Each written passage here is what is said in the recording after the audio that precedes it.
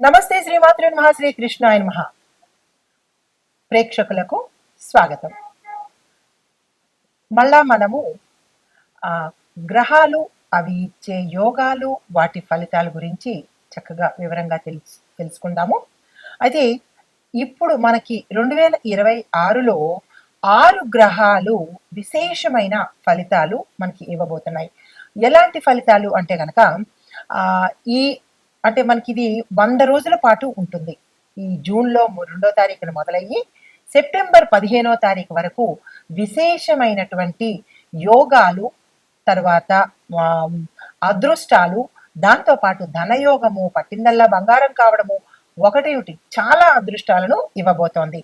అయితే మరి ఈ అనుకూలత కలిగినటువంటి ఈ గోల్డెన్ పీరియడ్లో ఏ ఏ రాశుల వాళ్ళకి ఎలా ఉండబోతోంది, ఏ గ్రహాలు వీరికి అత్యంత అనుకూలంగాను విశేషమైన ఫలితాలు ఇస్తున్నాయి అనేది సవివరంగా తెలుసుకుందాము.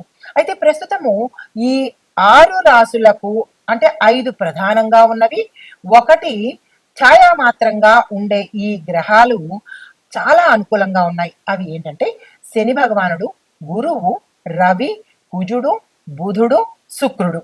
అది ఈ యొక్క అనుకూలత వల్ల నేను చెప్పబోయే ఈ 12 రాసుల వాళ్ళకి కొన్ని మిశ్రమ ఫలితాలు, కొన్ని అదృష్టమైనటువంటి ఫలితాలు కలగబోతున్నాయి.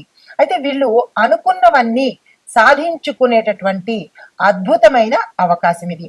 అయితే మరి వీరికి ఏ ఏ యోగాలు పడతాయి అంటే కనుక అధికార యోగము, ధనయోగము, విదేశీయానము, ఉద్యోగము, పెళ్లి, ప్రేమ ఇలాంటివి కలిసి వచ్చే అవకాశాలు కనబడుతున్నాయి. అయితే మీరు చిన్ని ప్రయత్నం చేయాలి. అంటే అదృష్టం వచ్చేస్తుంది కదా అని కాదు, దానికి సంబంధించినటువంటి చిన్ని ప్రయత్నం చేసినట్టయితే కనుక ఈ యోగాలన్నీ మీకు అద్భుతంగా అందుతాయి. అయితే ముఖ్యంగా అదృష్ట యోగం కలిగినవి ఉచ్చ స్థితిలో ఉన్న రాశులు ఏంటంటే మేష, వృషభ, తుల, ధనస్సు, మకర, మీన. ఈ 6 రాశుల వాళ్ళకి విశేషమైనటువంటి ఫలితాలు కలగబోతున్నాయి. అయితే మరి మిగతా 6 రాశుల వాళ్ళకి ఎలా ఉండబోతోంది అంటే కనుక మిశ్రమ ఫలితాలు కలగబోతున్నాయి. అయితే మరి వీటితో పాటు ముందుగా ఏ రాశులకి అద్భుతం కలగబోతోంది, అదృష్ట యోగం కలగబోతోంది? తదుపరి రాశి తులారాశి. ఈ రాశి వారికి రాహు కేతువులతో సహా 6 గ్రహాలు కూడా అత్యంత ఉచ్చ స్థితిలో కనబడుతున్నాయి, అనుకూలంగా ఉంటున్నాయి. దీంతో పాటు యోగదాయకంగా కూడా కలిసి వస్తోంది. అది ఏ రకంగా కలిసి వస్తోంది అంటే వీళ్ళకి ఏ ప్రయత్నం చేసినా, మీరు వివాహ ప్రయత్నం కావచ్చు, సంతాన ప్రయత్నం కావచ్చు, విదేశీ వ్యాపార ఉద్యోగ ఏ ప్రయత్నం చేసినా ఈ సమయంలో కలిసి వచ్చే అవకాశం కనబడుతోంది. వృత్తి, వ్యాపార, ఉద్యోగాలలో అదనపు రాబడులు కూడా వచ్చే అవకాశం కనబడుతోంది. దీంతో పాటు సంపన్నులతో వివాహం అయ్యే అవకాశం ఉంది. అంటే అమ్మాయిలకు అబ్బాయిలతో కానీ, అబ్బాయిలకి అమ్మాయిలతో కానీ ఏదైనా సంపన్నులతోనే మీ వివాహము జరిగేటట్టుగా కనబడుతోంది. కాబట్టి తక్షణమే వివాహ ప్రయత్నాలు చేసుకోండి. ప్రేమ ప్రయత్నాలు సఫలమయ్యే అవకాశం కనబడుతోంది. విదేశీ సొమ్ము కూడా మీకు అనుభవించే అవకాశం కూడా గోచరిస్తున్నది. అంటే విదేశాలలో పెట్టుబడులు పెట్టడం కానీ, ఇన్వెస్ట్ చేయటం కానీ ఇట్లాంటివి ఏవైనా కనుక చేసినట్టయితే మీకు కలిసి వచ్చే అవకాశము, ఎక్కువ శాతం రాబడి వచ్చే అవకాశం కనబడుతోంది.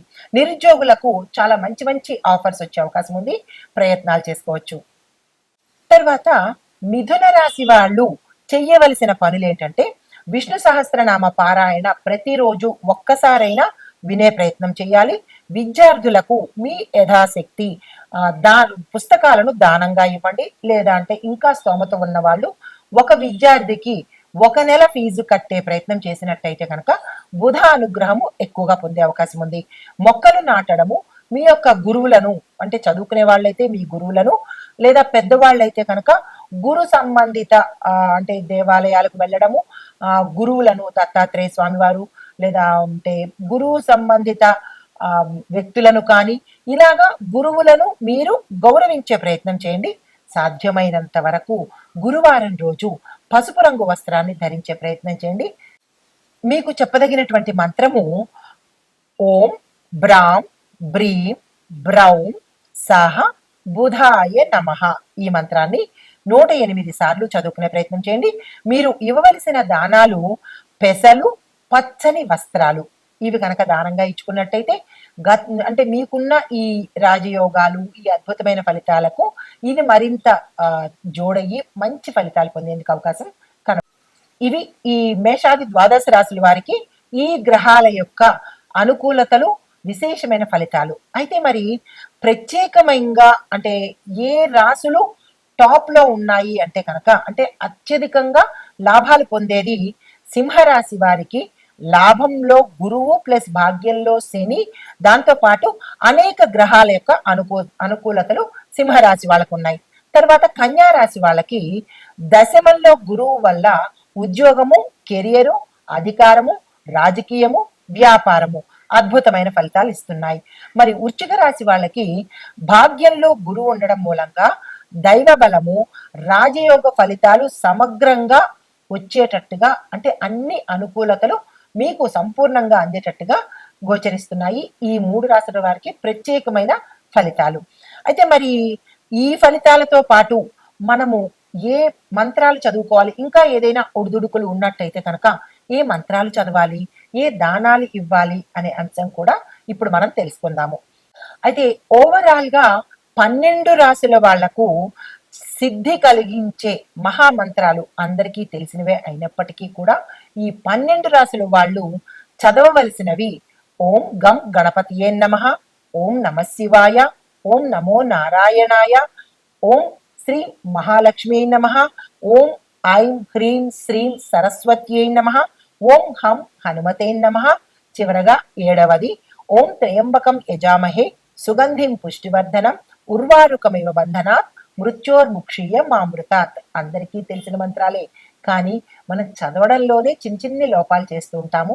కాబట్టి ఈ 100 రోజుల యొక్క రాజయోగాలను, అదృష్టాలను మనం సొంతం చేసుకోవాలంటే తప్పనిసరిగా పరిహారాలు పాటించాలి కదా.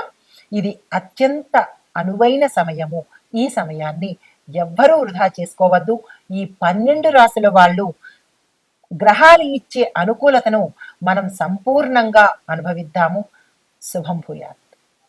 తదుపరి రాశి వృశ్చిక రాశి. ఈ రాశి వారికి గ్రహ అనుకూలత ప్రభావము గురుడు భాగ్యస్థానంలో సంచారం చేస్తున్నాడు. పంచమ స్థానంలో శని భగవానుడు సంచారం మూలకంగా రాజయోగం పట్టేందుకు అవకాశాలు ఎక్కువ కనబడుతున్నాయి. రాజయోగము అంటే అది ఏ రకంగానైనా కావచ్చు, మీరు ఉన్న స్థానం నుంచి విశేషమైన స్థానానికి తీసుకువెళ్లే యోగం అన్నమాట. అయితే ఫలితాలు అదృష్టం బలం ఎక్కువగా పనిచేస్తూ ఉంటుంది. విద్యార్థులకు అద్భుతమైనటువంటి కాలము. ప్రేమ, వివాహము ఈ అంశాలలో పురోగతి కనపడము. సంతానం కోసం ప్రయత్నం చేసే వాళ్ళకి సత్సంతానంతో పాటు ఎక్కువ శాతము మగ సంతానం కలిగేందుకు అవకాశాలు కనబడుతున్నాయి. షేర్ మార్కెట్లు, పెట్టుబడులు ఈ 2 అంశాల ద్వారా విశేషమైన లాభాలు, అధిక లాభాలు కలిగేందుకు అవకాశం కనబడుతోంది. కొత్త వ్యాపార ప్రారంభాలకు, అంటే ఈ సమయంలో ఎవరైనా కొత్తగా వ్యాపారం ప్రారంభం చేద్దాము అనుకున్న వాళ్ళకి ఈ సమయము గోల్డెన్ పీరియడ్ అని చెప్పొచ్చు. ఈ సమయంలో చేసినట్టయితే అత్యంత అనుకూలంగా ఉండడంతో పాటు సక్సెస్ఫుల్ గా రన్ అయ్యే అవకాశం కనబడుతోంది.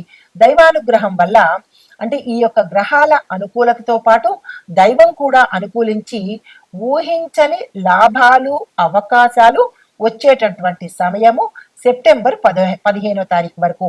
ఈ సమయాన్ని అస్సలు వృధా చేసుకోకండి.